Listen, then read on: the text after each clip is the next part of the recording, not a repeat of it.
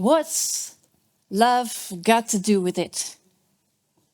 I guess you all know this famous song by Tina Turner, right? Please don't make me sing it. I suggest that for tonight we change that title a little bit to What's Religion Got to Do with It? Because we all know the devastating effects of colonialism on African societies. And I think most of us also know the still troubling effects it has on relationships between Africa and Europe today. But what relation does it have to religion? And I think for most people in Holland, being a very secularized country, we don't see it. We don't see how religion played a role back then at times of colonialism, and we also don't see the role it plays today. Well, after listening to our three speakers tonight, I'm sure you are convinced otherwise. And of course, I'm referring to Birgit Meyer, François Manga, and Erik Meinema. Birgit Meyer, and I'm now going to take my notes because it's a lot, is a professor of religion studies at Utrecht University. And she has a big history in doing research. She started as an anthropologist and then started including perspectives from philosophy, psychology, religious studies, of course, in her research. And what she did was mostly doing research on the role of religion, not only in a theoretical part, but also in a aesthetics, embodied religion, and most of that in Ghana. She is a member of the Royal Dutch Academy of Sciences, and of course she has been awarded a lot of prestigious international prizes. Welcome, Birgit.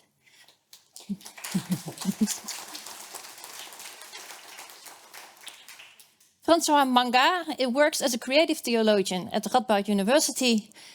Before coming to France and the Netherlands, he was a priest in Cameroon, and he is now working on his PhD on the spiritual pilgrimage of Jan Pasha, a mystic from the Middle Ages, but he is also publishing on African spirituality and the relation between religion and state. Welcome, François.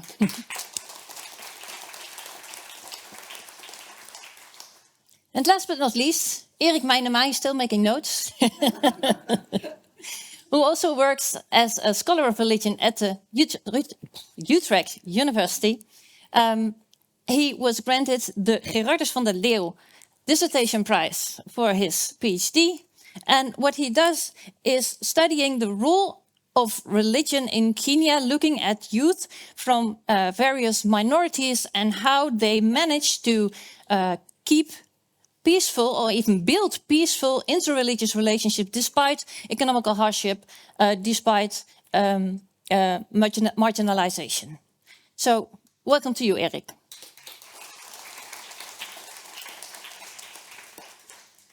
The format for tonight is quite simple. You will soon listen to 3 short lectures of 15 minutes, of course, by Birgit, François, and Erik. After that, they will discuss the matter in further detail with each other, and I will be moderating that discussion. Of course, there will also be room for your own questions.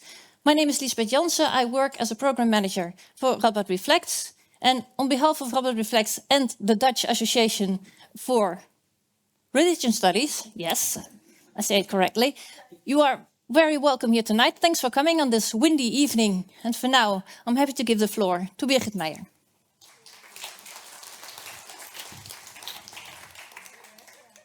Thank you very much. I'm very happy to be here. Thanks for the wonderful preparation, Liesbeth, with all the care. I know there's so much hidden work that is behind the event. And now we all sit here and I think are all eager to hear what will be said. I'm very, very eager to listen to François and Erik. Thanks also to the organizers of NGG, which I find very, very important, having been the previous chair of NGG until Ernst van den Hemel took over, I think last year, right, Ernst? Yeah. Time flies, time flies. Okay, so let's see. Yeah, okay. Now, the central idea of this conference is to conceptualize and research religion as being in motion. A great deal of the presentations is about refugees, migrants and post-migrants who are trapped between real and imagined borders. And this is very important given the high societal relevance of this topic and the lack of sustained attention to religion therein. But in this presentation, I want to call attention to another modality of religion in motion, the circulation of the concept through Europe's imperial outreach to the Americas, Asia, and the continent that stands central here this evening, Africa. Scholarship in the study of religion has long established that it would just be naive to use religion as a neutral term which refers to certain phenomena that can be detected and compared across time and space. Religion is not simply something to be found out there in the world.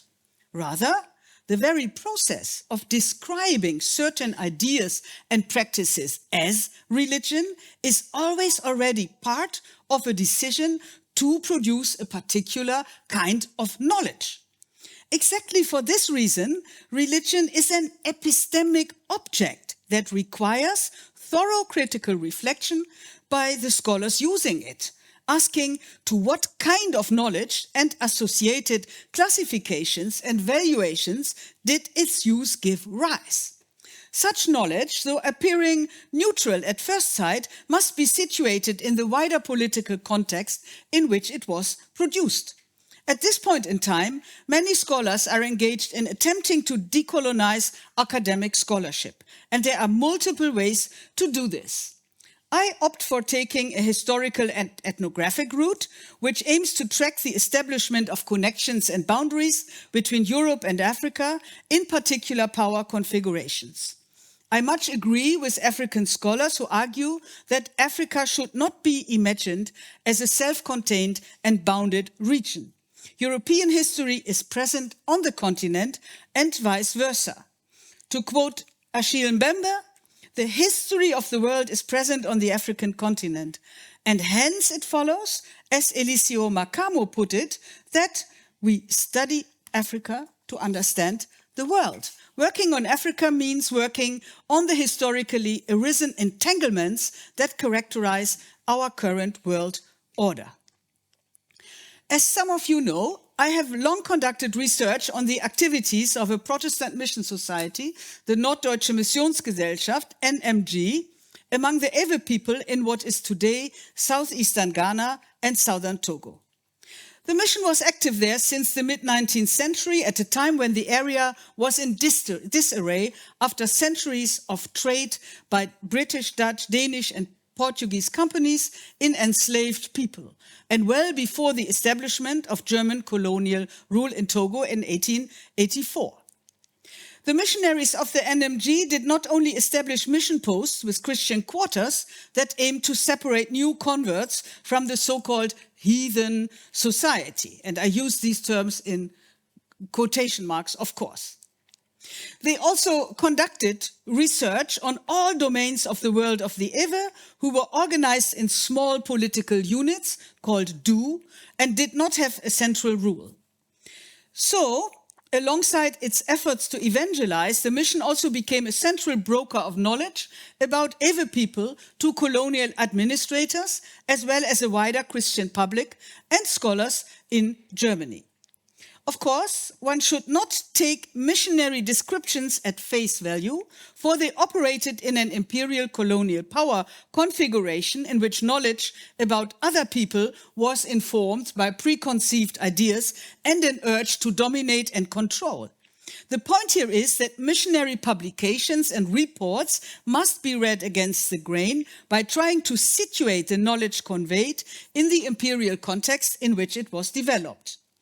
Decolonizing the conceptual repertoire of the study of religion requires to revisit such contexts and to assess the politics of translation and classification through which indigenous ideas, values, and practices were recast in new colonial and missionary molds, thereby being distorted and misrepresented. In the following, I want to share with you some more general findings and insights based on my work on the NMG. My basic point is that it is short-sighted and misleading to regard religion as a defining feature of Africans, as we often hear both from and about Africans. In many ways, Africa is framed as one of the last bastions of religion, especially Christianity, in a secularizing world.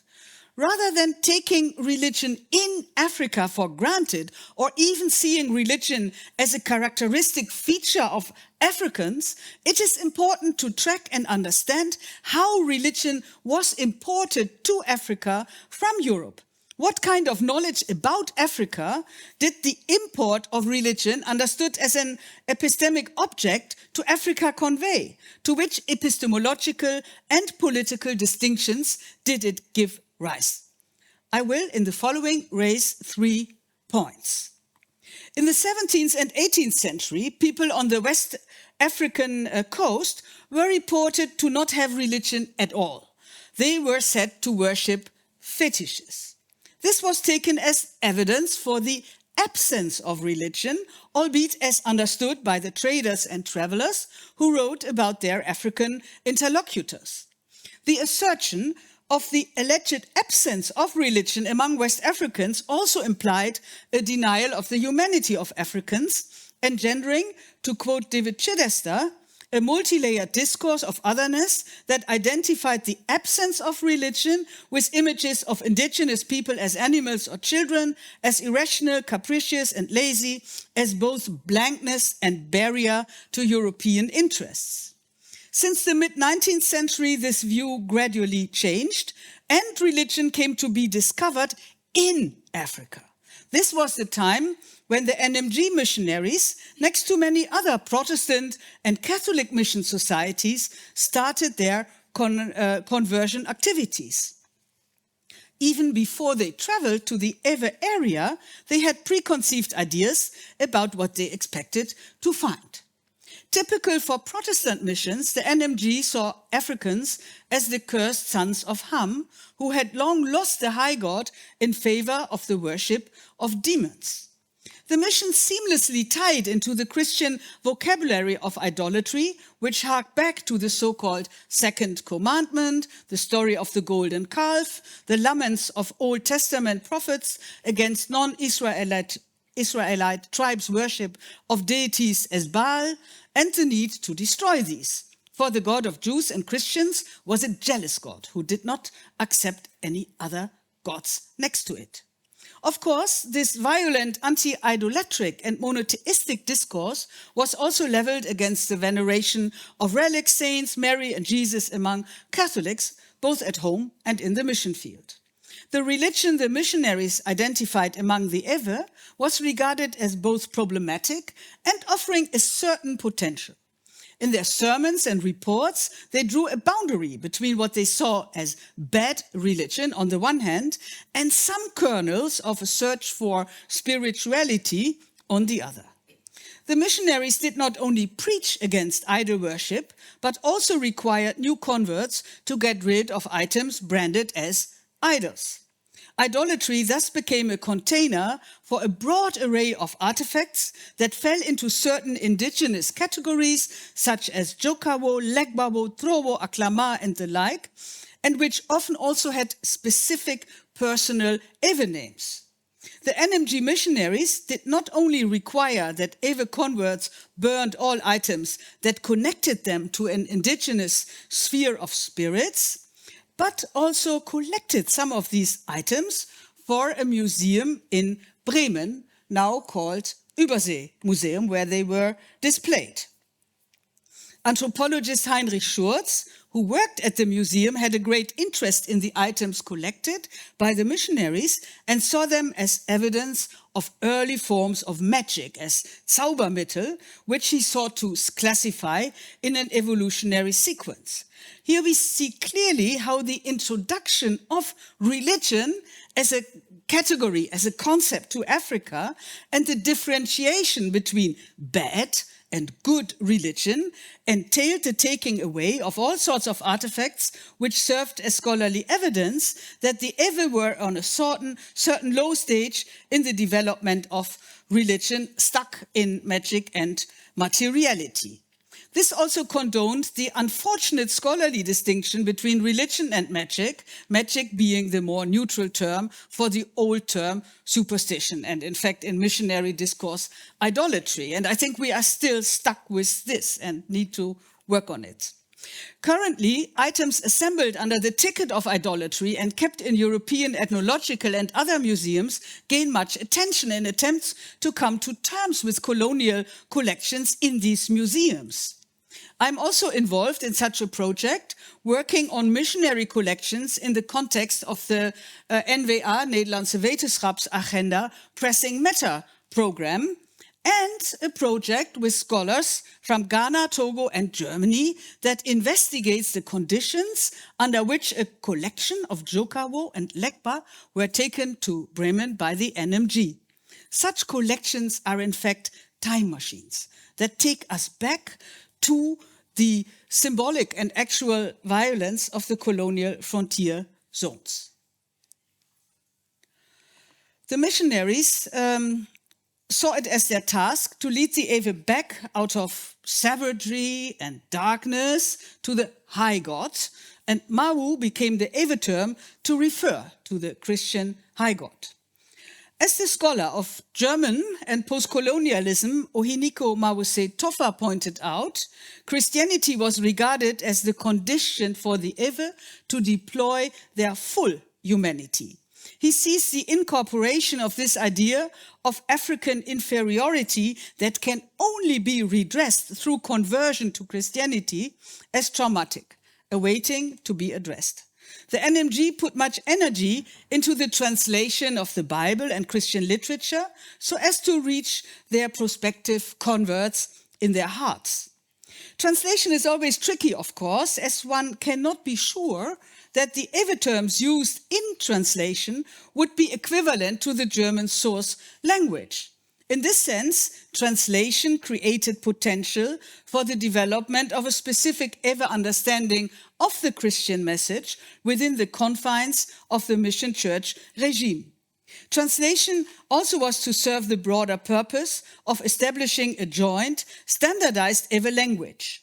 The missionaries saw Protestantism as awakening a national spirit, a Volksgeist in the sense of Herder, that would be at the heart of a lived Ewe culture and shape the Ewe people as a nation under Christianity. This implied that good Ewe religion was Christian. Ewe people were culturally trapped in the confines of their Christianized language and culture, whereas idolatry or traditional religion were framed as a matter of the past. Today, we hear many echoes of the war between Christianity and indigenous religion, which is still often framed as devilish, especially by Pentecostals. The mission did not only distinguish between bad and good religion, but also between the sphere of religion and other non-religious, we could say secular spheres. In so doing, they mobilized the idea of culture and custom. They found that certain elements of Ewe culture could very well be maintained, provided they would not link up with indigenous spirits. While the NMG found chieftaincy and conversion incompatible, in the course of the 20th century, the mission church developed ways that allowed for a combination under the condition that chiefs would refrain from directly engaging with deities behind their stool. The point here is that culture was to be cleansed from bad religion. This involved a culturalization or even folklorization of certain ideas, practices, and artifacts that could be reframed as cultural heritage. This process has occupied generations of Christian Ewe and other people in Ghana who struggled to sort out the often posed and so far never fully resolved question how to be Christian and African at the same time. With time, more and more African elements, drums, chieftaincy paraphernalia, symbols, clothes were incorporated into Christian life, echoing Ghanaian state politics of Sankofaism, but this has not been a steady process, as the fierce attempts of current Pentecostals who demonize culture show. But I also see an increasing popularity of the concepts of culture and heritage made to operate as secular containers of what was once associated from a Christian perspective with bad religion. So we see a return of the repressed in multiple ways. So I hope to have been able to demonstrate that putting religion in motion had many consequences, both for the genesis of scholarly knowledge about Africa and for how people like the Ewe were to live after and with conversion. Taking religion to Africa meant not only a distinction between good and bad religion, between the worship of God and the devil, but also a distinction between a religious and a secular sphere, in which a great deal of what was framed as bad religion was culturalized and thus to be stripped of its links with the spirit world. I find that such a view on religion as imported to and imposed on Africa offers an important corrective to naturalizing statements that Africans are notoriously or even incurably religious. A take on religion as imported to Africa opens up a new space for asking about the colonizing work done by the introduction of this concept and its current political and epistemological repercussions.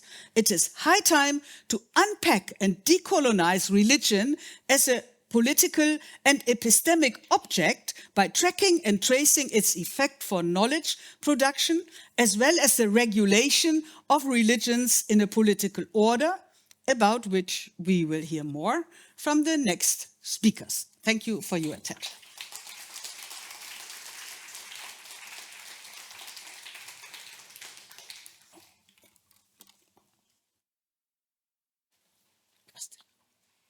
Ik heb niet getuigd.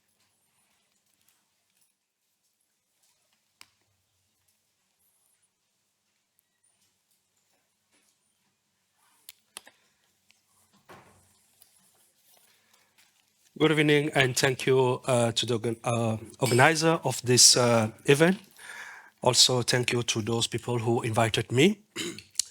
And I'm very happy and pleased to share my view and also my experience. The title of my speech is Obedience and the Devil, Colonialism and Religion in Africa.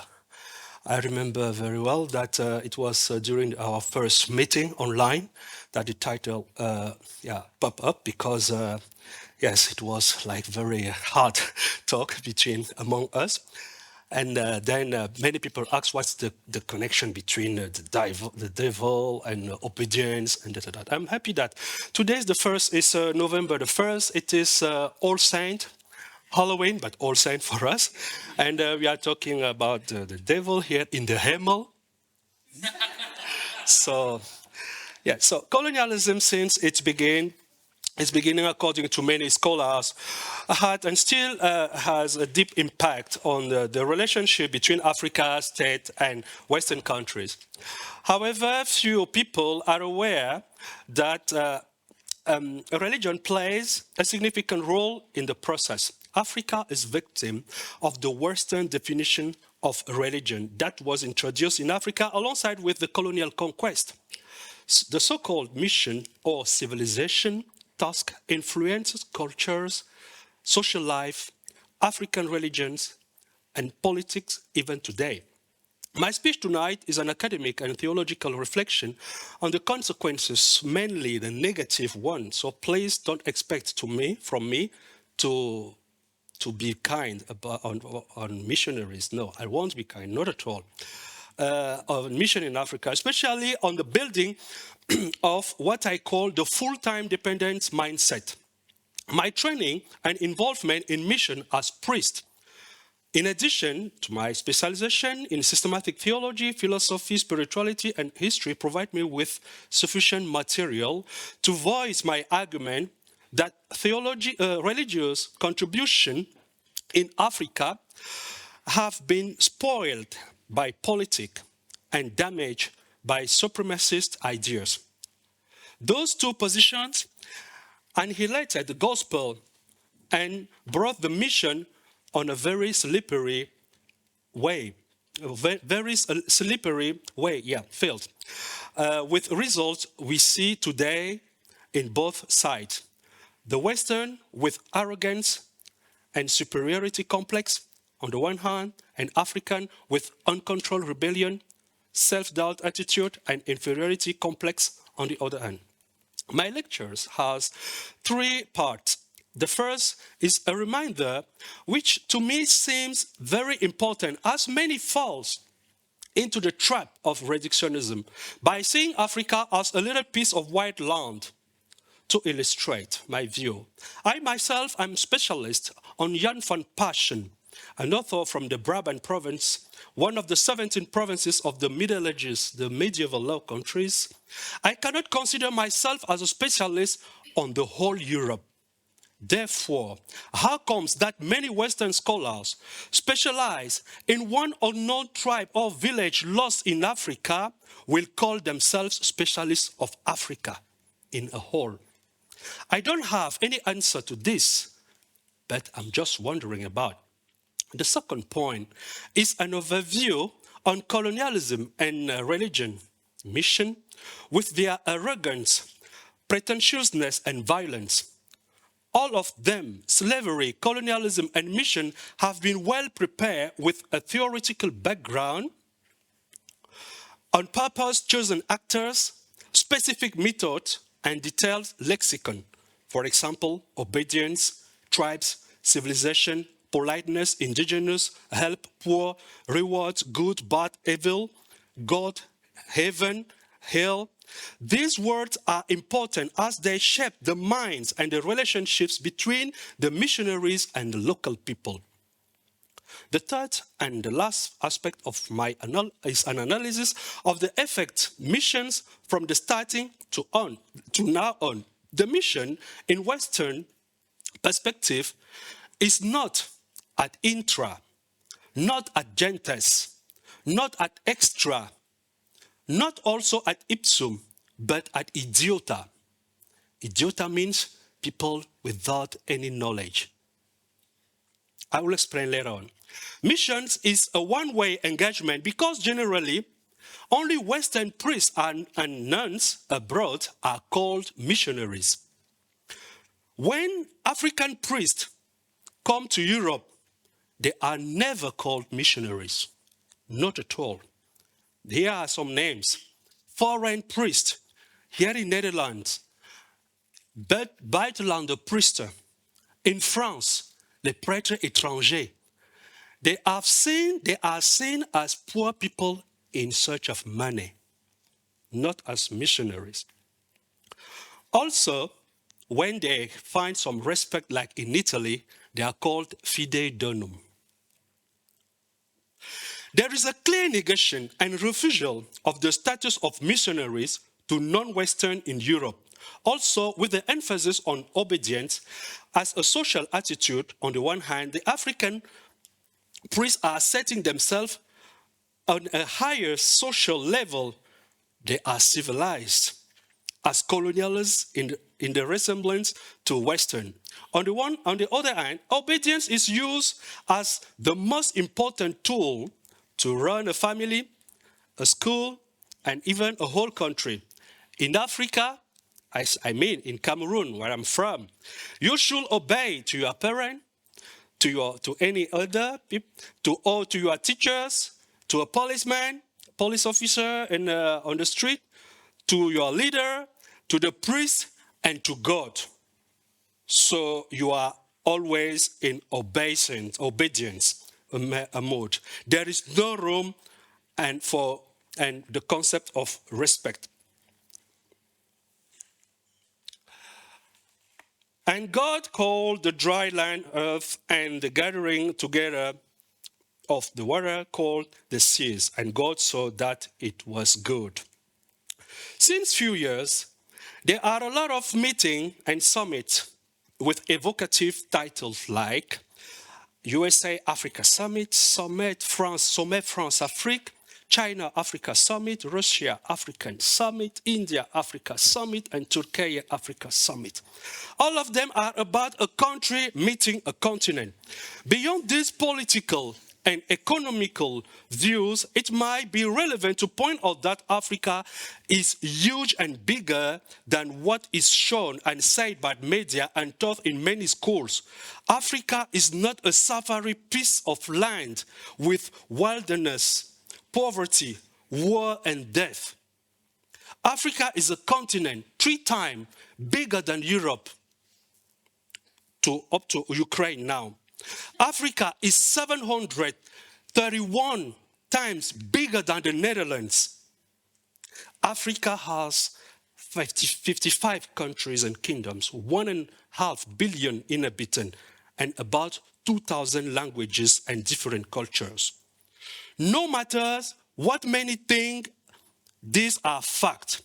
Therefore, it is an insult and a misconsideration to keep talking about Africa as a small thing occupied by mainly wild animals and some barbarous indigenous beings. Reviewing the African identity implies coming across a particular history of most of its people and place in a two-fold way, like a coin shows 2 different aspects. One is sorrowful, made of suffering, caused by slavery, colonialism, lack of peace, social instability, poverty, and heavy historical negative stigmatization. About slavery, for more than 200 years, thousands of people, mainly black Africans, have been in awful inhuman conditions, violated in their dignity.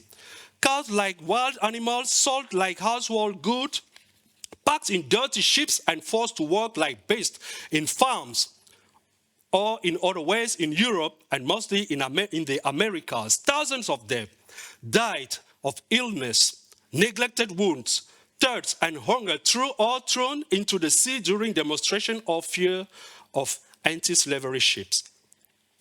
Such a point in the history of people is an eternal moral suffering which is not manageable, even with money, because human dignity is priceless.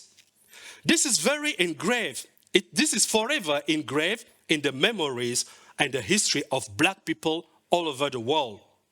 The colonial activity that followed the slavery is another unfortunate reality in the history of Africa.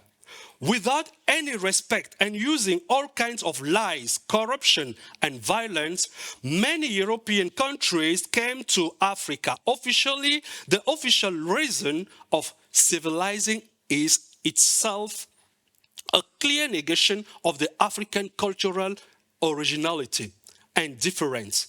Since this time, Europe has been presenting itself as the center or the example. Therefore, everything different is seen as wrong, evil, savage, folkloric, and should be destroyed or converted into European standard.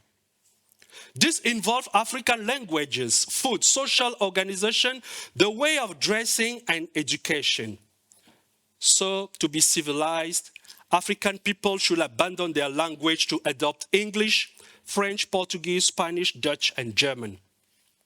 Most of their social structures has been changed, and above all, the so-called civilizing mission had a massive exploitation system of richness of Africa, in which gold, diamond, cobalt, oil, timber, woods, and crafted art pieces are systematically robbed. We have seen here the museum. We have also Africa Museum. That for me sounds where? What is Africa Museum? Where is Europe Museum here in Netherlands? But we have Africa Museum. And also there is a Missy Museum in don't know, somewhere in Venlo. Yes, with objects. We don't know where they are from or how they came here. In order to reach there and to maintain this goal, local political rulers then and now are supported by the colonialist government, and they are serving the interests of the masters. Although many people lost a lot of their leaders during the independence wars, the system of exploitation of people and goods continues. its non-human task under the name of neocolonialism. Among the consequences is a permanent political and social instability fed by the lack of creativity. The despising campaign. In many essays, African people are despised and deprived from their positive and capacities. Several prominent scholars like Hegel describe Africans as wild and unable to change. Others are negating the technological performances of African countries, its philosophical system, the religious construction. Some just deny their humanity. The activity of persecution of African people is set as a culture. Blacks are old and pictured as unable to govern themselves, addicted to sex and alcohol, not smart at all. They cannot believe in God, the Western God. They are morally poor as well as financially. Some media actively contribute to that campaign, associating Africa only with black people, poverty, misery, war, HIV, Ebola, drugs, and so on. Africans are therefore considered as miserable, poor people in need of some assistance. Unfortunately, this image is still shared by many organizations here in Europe throughout flyers for fundraising campaign and create what is called the African self-doubt. About that, I want to share that the first word I learned in Dutch was vluchtelinge. Ben jij een vluchtelinge? Say, what is that? The mindset. We are not human, we are migrant, vluchtelinge, I don't know what. Beside this inquisitorious vision, if the pyramids of Egypt are one unforgettable technological height, there are also famous Christians like St. Augustine of Hippo and St. Cyprian of Cartagena, who inspired the theological development of the Catholic Church. We can also call the intellectual activities around the University of Timbuktu the power and magnificence of kingdoms like Congo, Mali, Monomotapa, Zulu, Songhai, Akan in the Middle Ages. Many of them already had diplomatic ties with other kingdoms in Europe. The history of Africa today is an extensive full range of possibility for business and mutual respect. He said to them, go into the world and preach the gospel to all creation. The missionary activity is a part of the identity of the Catholic Church, as reminded that the Pilgrim Church is missionary by her very nature. However, in the late medieval African context, the religious expansion was closely associated with political domination. For example, religious orders should settle in places occupied by their compatriots. Safety and diplomacy could have been some reason. That's why mission and religious side of colonialism can be visible in the clothing where the colonial pit helmet was used by politicians as well as missionaries. We can also see here like a young priest, African priest, is carried like a colonialist at that time because we have to copy what they were doing. Colonialism and religion in Africa, the political and with spiritual tools. For 3 centuries, missionary action took place within the humanity structured by colonization. Going to mission was to leave Africa for Europe, for America, Asia, Africa, or Oceania. This action first accompanied the movement of colonization. By traveling in the commercial or military ships, the European countries carried by the expansion of the kingdom of Spain and of Portugal and other countries later. Before leaving for Africa, the missionaries followed specific training on how they should behave to be respected and to be feared. As soon as possible, they should free themselves from the translator by quickly learning the local languages. Also, men should keep long beard and distribute gift, sweet candy, clothes or shoes as rewards to the most obedient native people. Obedience that leads to heaven. Yeah. Biblical quotation and the life of saints provided spiritual education to the indigenous. However, other documents like the Imitatio Christi, where the preferred document as admitted by a Jesuit that it was one of the main used in the training of young priests and also political elite. Why? Just because the Imitatio supported the idea that Jesus was very humble and also and also obedient to his Father.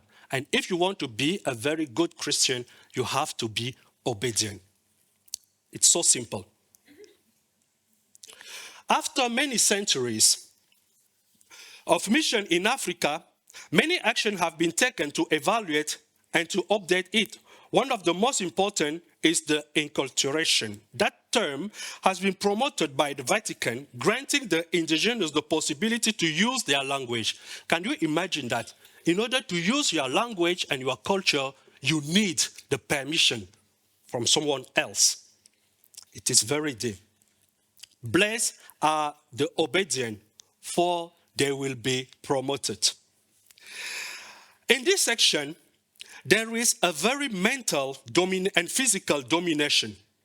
In all religious houses and also in Catholic schools, young people were taught with words like forgiveness, destiny, tenderness, pity, final judgment, and eternal life. They were educated not to be creative, but to obey.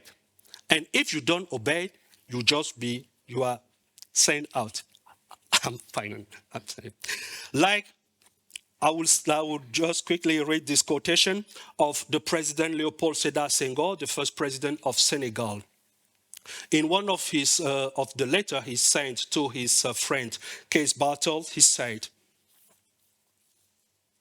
"The concordance of thought and feeling that bind us together is that I am a believer and a faithful practitioner of the Catholic Church. Therefore, I did the seminary because I wanted to be a priest.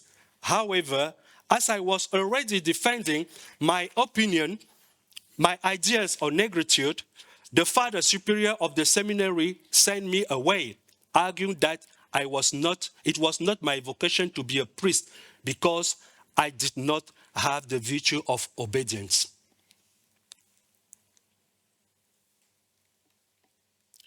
Just to let you with this picture, it is with that these few words.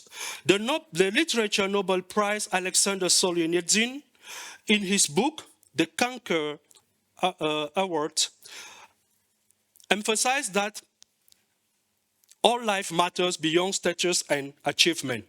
Alongside the eagerness to save the nature, there is still the need to save humanity. There is an emergent need to point out the arrogance of some people who think that they can still bring civilization to others. It is a supremacy behavior to think that we must always help the other, even if they don't ask for it. Salvation is now to respect the other in their difference. These words from Leonard Cohen, I changed some of them. As you are the Savior, we are out of the game. Because you are the healer, that's why we are broken and lame. If thine is the glory, ours must be the shame. You made it darker. You killed the flame. Thank you.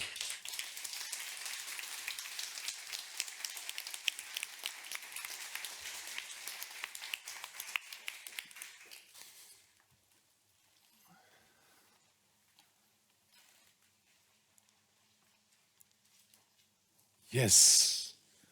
Hello, everyone. Thanks to the organizers for having me and the other speakers as well, and for doing all the work also of the Radboud Reflects and also of the NGG. So in my presentation, I will look into some of the current political repercussions of the introduction and negotiation of the concept of religion on contemporary ways in which different groups live together in the region in which I do my research, the coastal region of Kenya. So my observations are based on extensive ethnographic research on religious coexistence in the coastal Kenyan town of Malindi. And the main way in which I try to learn more about this topic is by looking at various Kenyan NGOs in Malindi, which are funded by Western donors to implement programs to build peace or to counter violent extremism in this town. And they are often encouraged to do so via an interfaith approach, which means that they involve Muslims, Christians, and so-called traditionalists or followers of indigenous African religious traditions in their programs. And such interfaith cooperation relies on a conception of religion that assumes that, one, there are different religions, of which we can take Christianity, Islam, and traditionalism as examples, and two, that these religions are also held to be equal to each other. And interfaith cooperation also cherishes certain norms and ideals to which religions should commit. After all, Western donors fund interfaith dialogues to mobilize various religions to work towards ideals such as peace and interfaith harmony. And in this way, interfaith cooperation promotes a particular understanding about what good religion is, to which these various religions should adhere. While these ideals such as peace and interfaith harmony are rightfully cherished by many people in Kenya and beyond, we should not simply take them for granted. The reality is more complex. And in my research, my aim has been to explore how debates about desirable forms of religion are informed by Western development aims and also by historical discussions around the Swahili concept of dini, commonly translated to English as religion. And this English concept of religion moved to East Africa during colonialism. And I situate these discussions also in the context of a long political history in which the colonial and post-independent states often had central roles in determining what desirable forms of religion should look like. So let me go a little bit into the history of religious diversity on the East African coast. Islam has a long historical presence along the East African coast as a primarily urban phenomenon, which stood in connection to networks of Indian Ocean trade, and from the early 16th century onwards, European exploration and expansion. In coastal Swahili towns, Islam informed notions of urban civility, or in Swahili, uungwana, through which Swahili Muslims distinguished themselves from the ushenzi, or savagery or barbarity of those living in the hinterland. In this context, Swahili Muslims used the Swahili term dini, from Arabic din, to refer to Islam.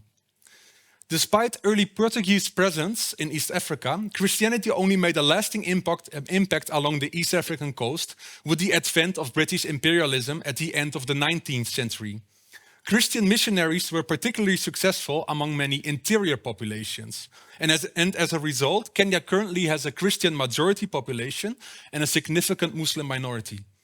Many Kenyan Muslims continue to live in coastal towns, around which other groups, such as the Mijikenda, often form the majority. In and around Malindi, where I did my research, the Giriama are the most numerous Mijikenda subgroup. Nowadays, most Giriama self-identify as either Christians or traditionalists, and some also as Muslims. And although many Giriama people now self-identify as Christians and some as Muslims, they have a reputation for having remained largely unresponsive to Islam and Christianity, despite a long history of interaction with these religions. Scholars have understood this unresponsiveness in relation to their economic independence and their confidence about the sufficiency of their own ritual practices to maintain their physical and spiritual well-being. And indeed, the Giriama have their own ways of interacting with God, whom they call Mulungu, as well as with deceased ancestors, even though the Giriama language, like many other African languages, does not have an easy equivalent for the Swahili term dini or the English term religion. While Swahili Muslims traded extensively with the Giriama, they considered them to be makafiri, or unbelievers, and derogatively referred to them as wanyika, or bush people. Such interactions highlight how, in the eyes of Swahili Muslims, the traditions and practices of the Giriama were not commonly seen as falling under the category of dini. During British colonialism, Muslim institutions formed the basis for British indirect rule within the coastal protectorate. Despite the recognition Islam received as a religion that deserved the respect of the colonial state, the British actively limited the movement of Islam beyond certain geographical, ethnic, and legal boundaries. In this way, the British pressed Muslims and their dini into a narrow Western understanding of religion. At the same time, Christian missionaries adopted Swahili, the language of coastal Muslims, for evangelization purposes. Although missionaries took effort to strip the language of Islamic connotations, they retained the Swahili word dini to refer not only to Islam, but also to Christianity. This move was protested by some coastal Muslims, who argued that the word dini cannot be pluralized and therefore cannot be used to refer to religions other than Islam. Such attitudes also shaped religious coexistence in Malindi. A Christian woman who moved to Malindi in the 1950s told me that Christians used to be reluctant to visibly display Christian crosses in town, as Muslims would call them unbelievers if they publicly did so.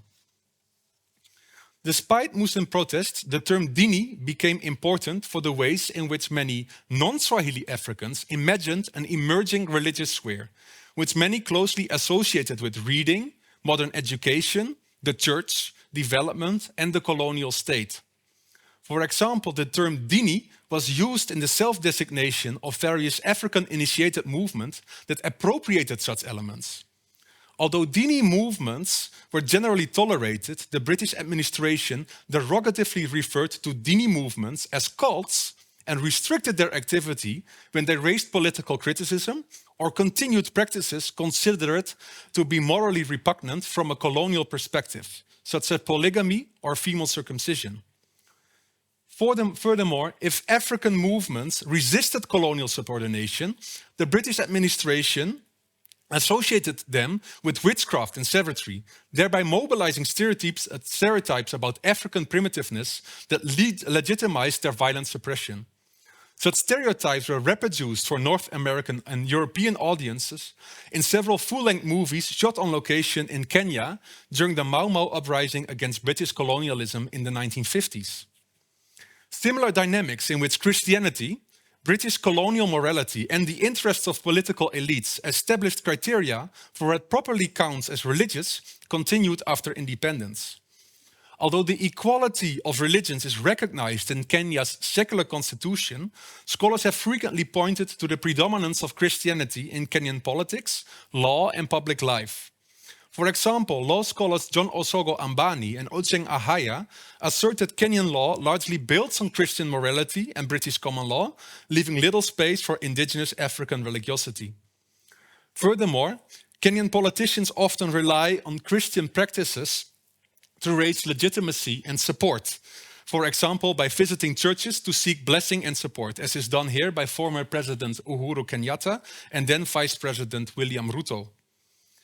Given this Christian predominance in Kenyan politics, it is perhaps unsurprising that marginalized groups have sometimes expressed discontent through movements inspired by religions other than Christianity.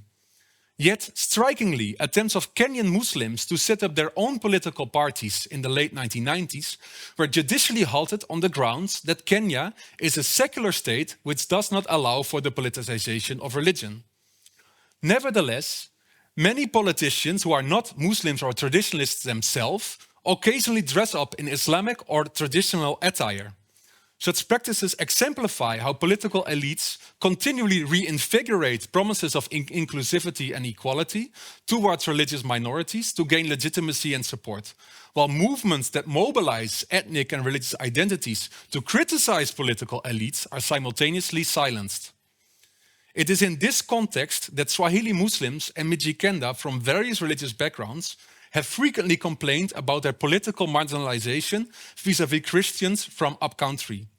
In recent decades, such feelings of marginalization have informed support for Islamic terrorist organization Al-Shabaab among a minority of Kenyan Muslims and broad popular support for the Mombasa Republican Council, a coastal secessionist movement that challenges coastal marginalization via the slogan Pwani si Kenya, or the coast is not Kenya. These developments have informed persistent efforts of Western donors to build peace and to counter violent extremism via Kenyan civil society organizations. Kenyan NGOs are often encouraged to implement programs via an interfaith approach, in which representatives of various religions participate as equals, in accordance with Kenya's secular constitution. Rather than mobilizing religions to raise political criticism, within interfaith cooperation, Muslims and traditionalists often strive towards equality in relation to Christians by arguing that their religions are peaceful and that they support ideals of peace, morality, and national unity. These aims are, however, constantly complicated, as the problems that NGOs are supposed to counter via interfaith engagement often continue to be primarily associated with traditionalism or Islam.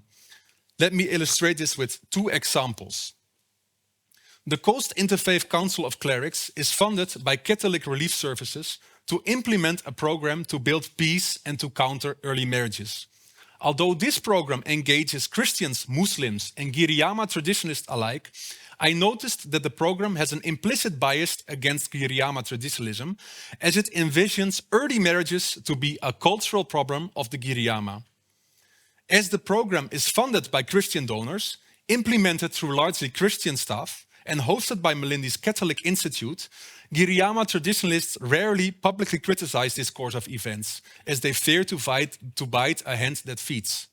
Yet, in private conversations, they respond to Christian and Muslim accusations by arguing that early marriages do not result from youth who follow Giriama traditions, but rather from youth who have abandoned tradition and who are not traditionalists at all.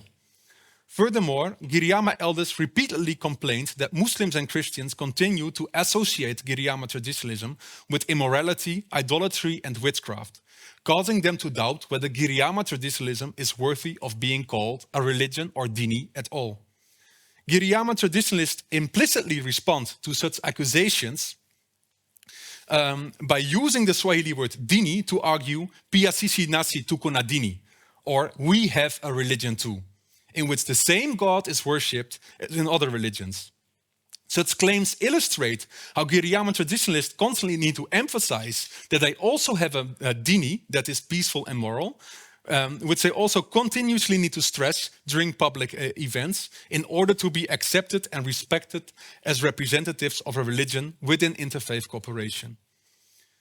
Although rarely publicly admitted by Western donors, programs to counter violent extremism often similarly have an implicit focus on Islam in relation to concerns about Al-Shabaab. During my fieldwork, I noticed that the implementation of programs to counter violent extremism often puts Muslim organizations in an extremely vulnerable position.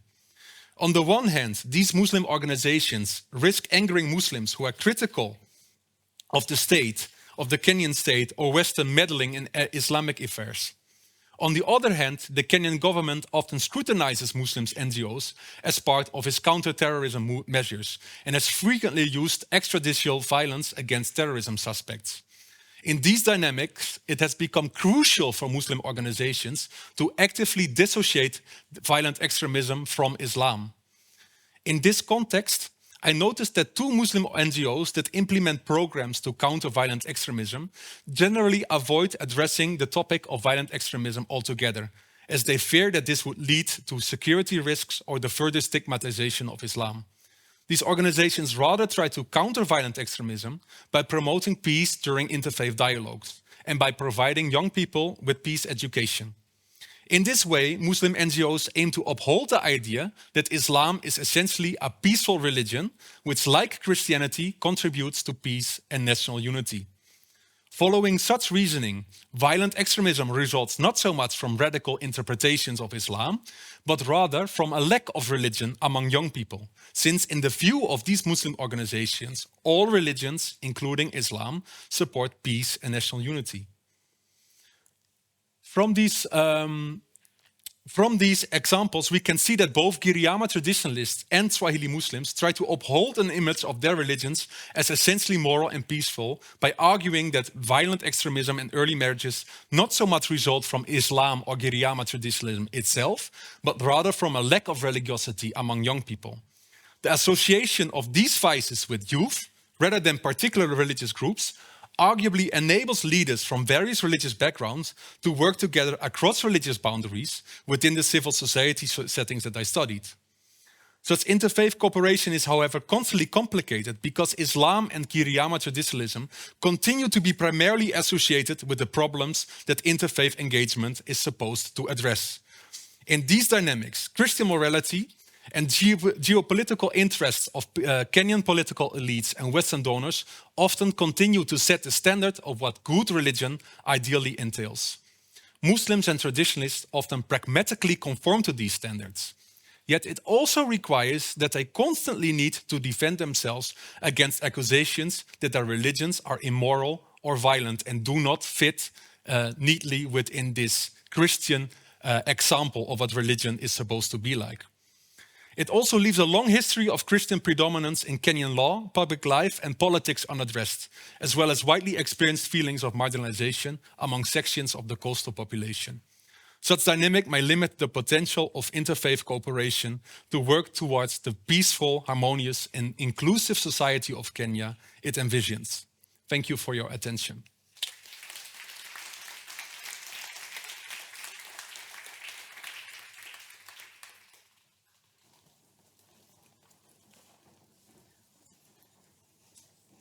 Thank you so much. Erik, Birgit, and François, please join me here on stage. I'm waiting for my colleagues to bring another table so that we don't have to share one table with the four of us.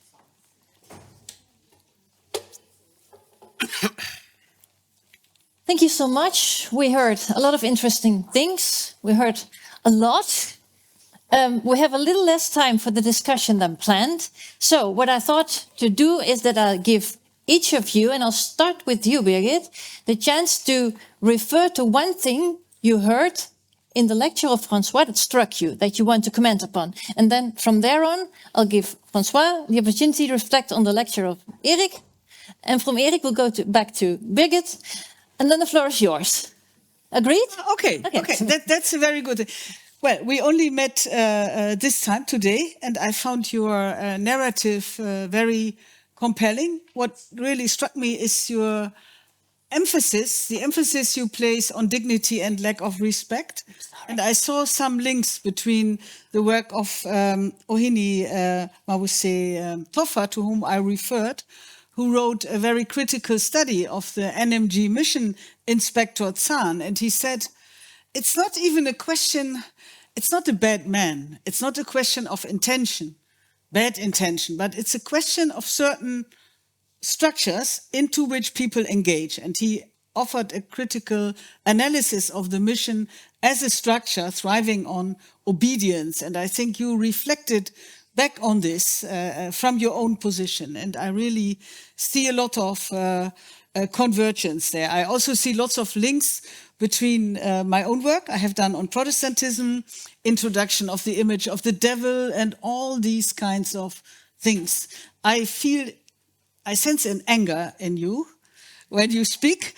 Perhaps I try to take more distance, which is of course understandable, because I try to, in a way, work through the acts of German missionaries who went down to the west coast of then let's take this concept of obedience that you have reacted upon. How do, in your own research or in your own being in Ghana, how do you see this concept of obedience in practice. Do you agree with François, or what is the way obedience is? No, plays a role? I would say that, of course, mission societies worked in a very paternalistic setting, Yes. and obedience was very important. But I see traces of that also in African society. The obedience of the kids, the children, wives, to the big men, and so on. So I'm not sure obedience is only is limited to the acts of missionaries, but within missions, it certainly played a very, very important role in what you talked about, the possibility for promotion and all that. Yeah.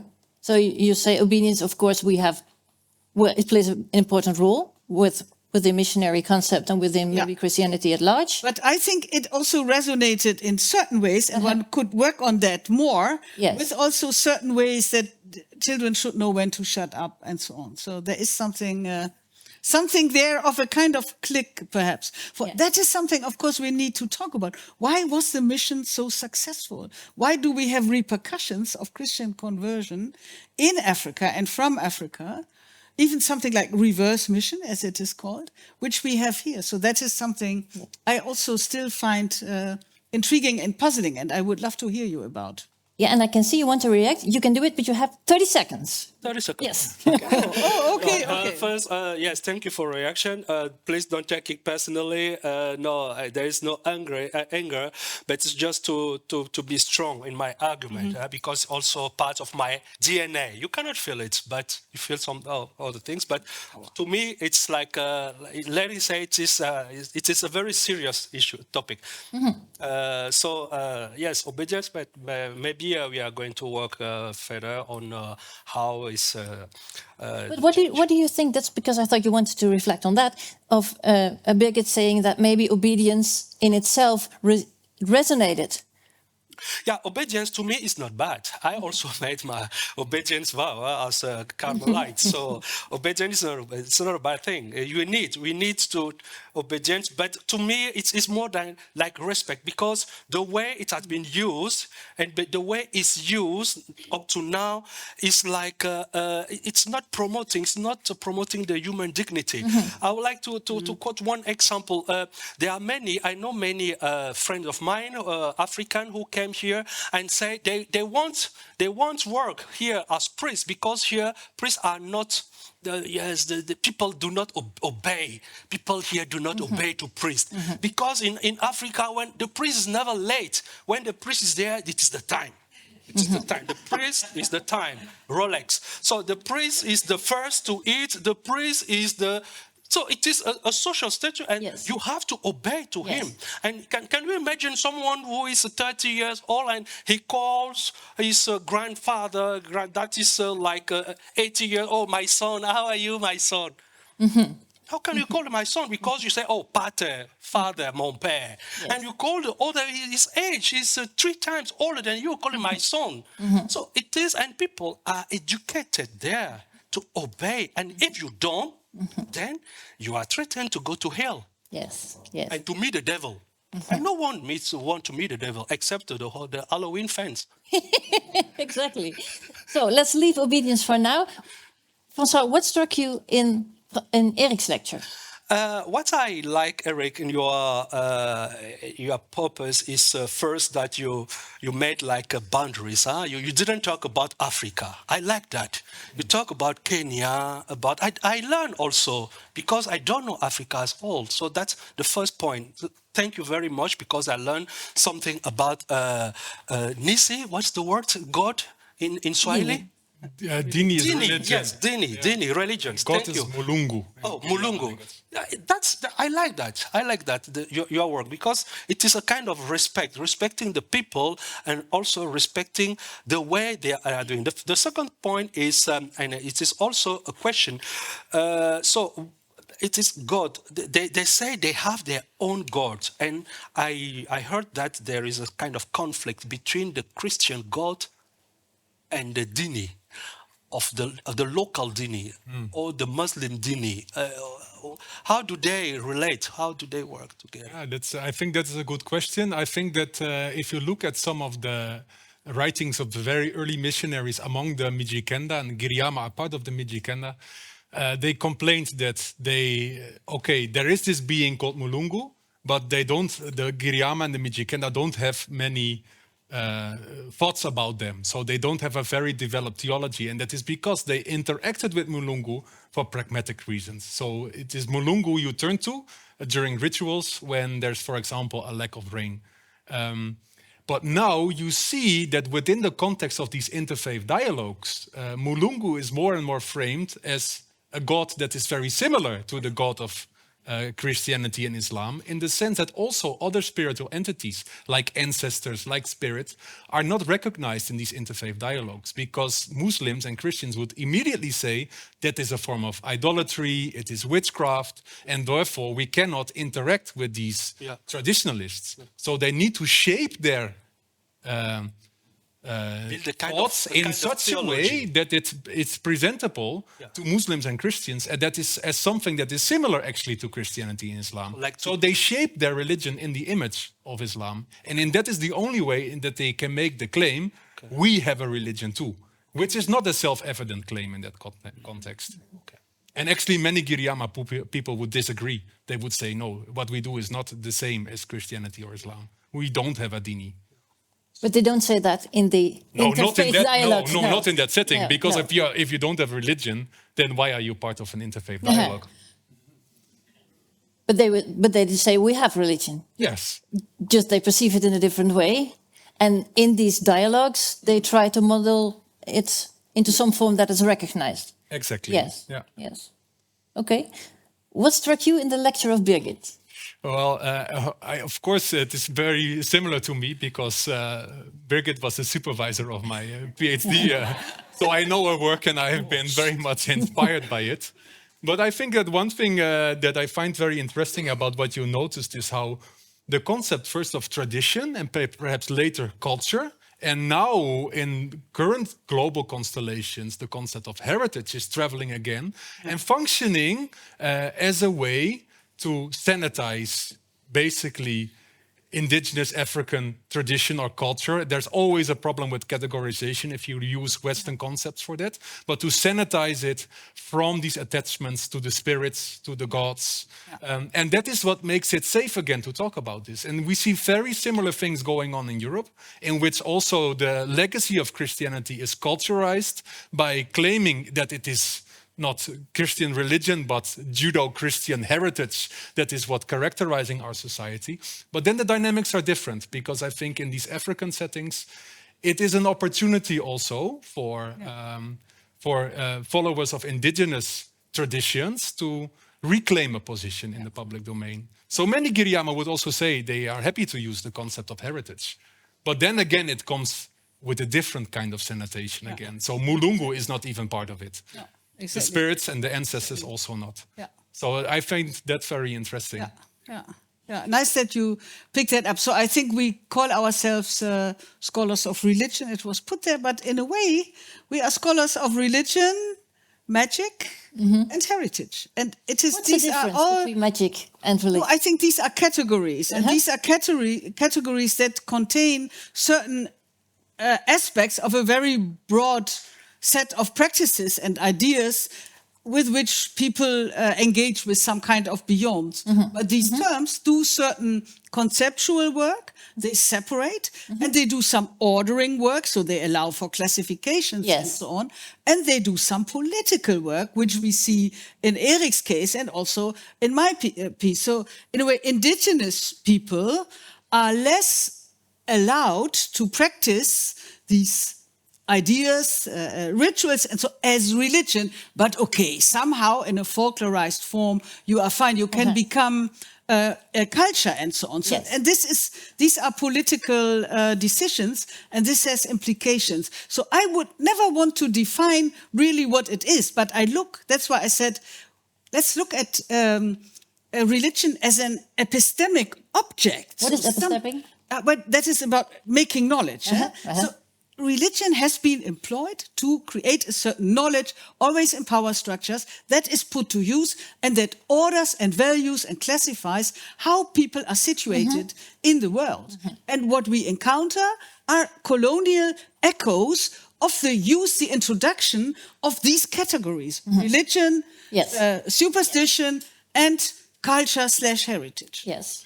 And that joins our, in a way, all. I would like to react because I use 30 seconds again. Yes, I talk about terms, and once more we are the one popularizing or democratizing some terms, and I don't know, why do you call those people indigenous? Why? Because here why can't we call people who here in Europe who are here indigenous? Yeah, Brabants are indigenous. People of Groesbeek are indigenous. But when we talk about African people, it is indigenous. I don't know why. I think for very long, people were called traditional, and that meant somehow not Christian and tradition. And that is also a complicated term, also with the rise of something like ATR. So I think there is now a trend to perhaps use indigenous as a term to refer to people who did not want to convert to either Christianity or Islam. But it is not a good term. Why not local people? No, local people are very Christian and very Muslim also. So local is not Christian or indigenous.